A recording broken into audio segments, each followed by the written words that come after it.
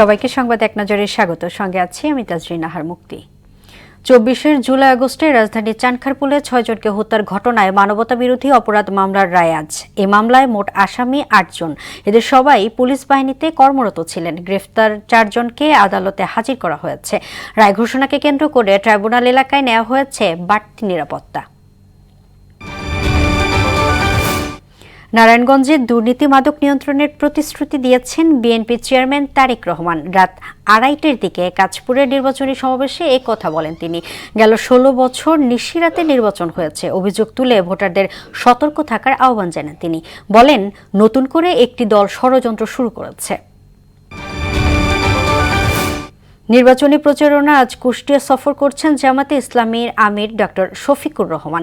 জেলা শহীদ আবরার ফাহাদ স্টেডিয়ামে মাঠে জনসভায় বক্তব্য রাখবেন তিনি।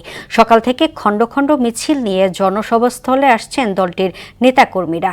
দলীয় প্রতীক দাঁড়িপাল্লা সহ মনোগ্রাম সম্বলিত ব্যাজ ও টি শার্ট পরে এসেছেন তারা। দক্ষিণ ফিলিপাইনের বাসিলান প্রদেশের কাছে 3.5 শতাধিক যাত্রী নিয়ে একটি ফেরি ডুবে গেছে।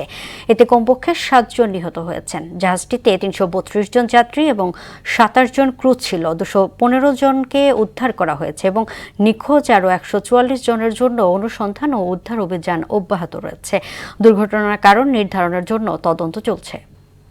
এই ছিল সংবাদ এক নজরে। সবশেষ খবর সবার আগে জানতে মোহনার সাথেই থাকুন। এতক্ষণ সঙ্গে থাকার জন্য ধন্যবাদ সবাইকে।